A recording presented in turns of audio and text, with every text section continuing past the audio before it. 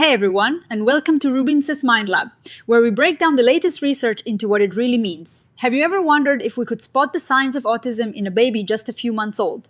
Perhaps even before they say their first word or take their first step. It sounds like science fiction, but a new study is using technology to peek into the secret language of infant movement.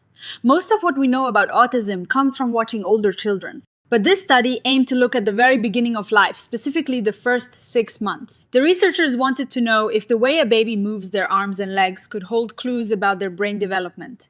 They recruited 60 infants, some with a higher likelihood of autism because of family history, and others who had a lower likelihood. They asked parents to record their babies moving around at home, creating a massive collection of videos. Instead of relying on a human just watching and guessing, they used something called computer vision.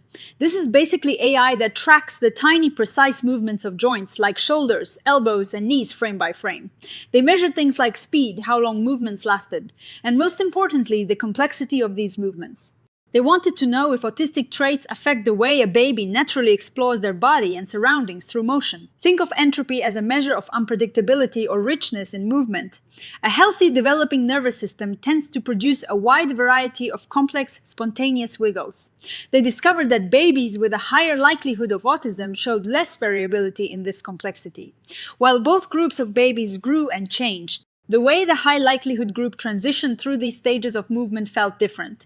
It is like comparing the rhythm of a jazz song to a beat that is a bit more repetitive. This is important because it shows that autism is not just about social skills later in life. It might be rooted in early sensorimotor patterns, which is the foundational way a baby learns about the world. Now, as with any study, there are things to keep in mind. We have to be careful not to jump to conclusions because these babies are still very young. And we do not know yet which ones will eventually be diagnosed with autism.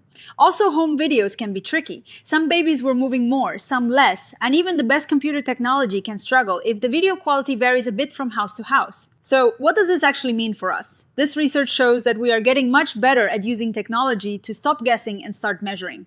If we can use a simple smartphone camera and some smart software to spot these early subtle markers, we might be able to offer family support and intervention much earlier than we ever could before. Imagine a future where a quick periodic check-in helps us understand a child's unique development path right from the start. That is the power of turning raw motion data into helpful, actionable insights. I think the most fascinating part here is how these tiny shifts in limb movement might reflect what is happening deep in the baby's brain, specifically how the cortex starts to take over. Future research will need to follow these babies for years to see how these early movement patterns connect to their cognitive and social growth over time. It is a brilliant example of how different fields like physics, computer science, and psychology collide to solve big mysteries. This study is a great reminder that our bodies are constantly telling stories about our brains, even when we are too small to talk. It is a promising step toward a more personalized, proactive way of looking at child development. If you found this breakdown interesting and want to keep exploring the science of our minds, make sure to hit that like button. Leave a comment with your thoughts on whether you think tech will change how we diagnose childhood conditions. And subscribe to RUBIN'S Mind Lab so you never miss an update. Thanks for watching, and I will see you in the next one.